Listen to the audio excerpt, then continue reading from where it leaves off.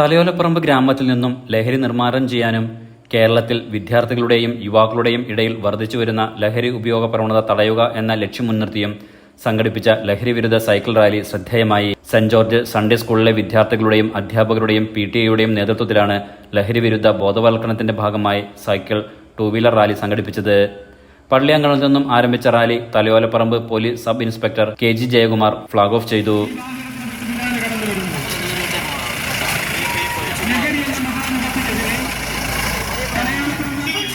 ലഹരി എന്ന് പറയുന്നത് വളരെ അപകടകരമായ രീതിയിൽ നമ്മുടെ നാട്ടിൽ വർദ്ധിച്ചിരിക്കുകയാണ്.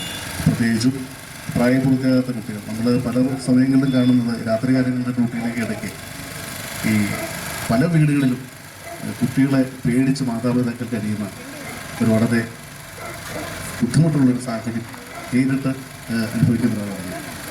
ആദ്യമൊക്കെ മാതാപിതാക്കൾ കുട്ടികളുടെ ഈ ലഹരി ഉപയോഗമൊക്കെ ആരെങ്കിലും കാണാതെ പൊതിഞ്ഞു വെച്ചതിന് ശേഷം പുറംലോകം അറിയിക്കാതെ പൊതിഞ്ഞു വെച്ചിട്ടുണ്ട്. പിന്നീട് ഇടവക വികാരി father doctor Denny John Maramparambil അധ്യക്ഷത വഹിച്ചു. എന്ന ഉദ്ദേശത്തോടു കൂടിയാണ് തലയോലപ്പറമ്പ് ഇടവകയിലെ സൺഡേ സ്കൂൾ വിദ്യാർത്ഥികളും അധ്യാപകരും രക്ഷിതാക്കളും ഈ ഇടവകയിലെ വിവിധ സംഘടനകളും ഈ നാട്ടുകാരും ഒക്കെ ചേർന്ന് ഇന്ന് ലഹരി ബോധവൽക്കരണ റാലി സംഘടിപ്പിച്ചത്. ഒരു ദിവസം ശരാശരി 200-ലധികം ലഹരി കേസുകൾ കേരളത്തിൽ മാത്രം റിപ്പോർട്ട് ചെയ്യുന്നുണ്ട് എന്നാണ് കണക്ക്.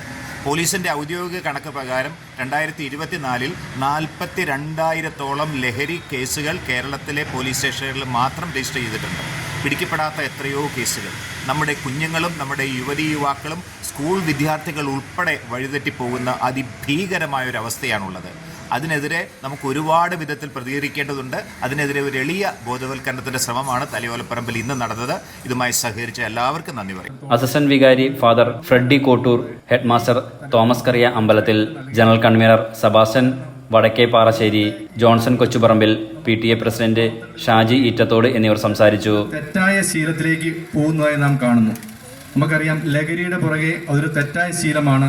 അത് സമൂഹത്തിനും വ്യക്തികൾക്കും നല്ലതല്ല. അത് അവരെ നശിപ്പിക്കുകയാണ് ചെയ്യുന്നത്.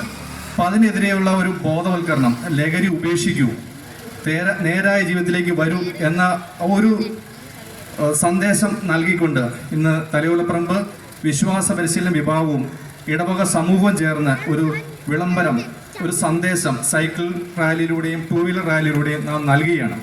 തലയോലപ്പറമ്പ് ടൗൺ ആശുപത്രി കവല ഇല്ലിത്തൊണ്ട് വഴി ചുറ്റിയ റാലിയിൽ 100 കണക്കിന് പേർ പങ്കാളികളായി. Enlight news, Vaikom.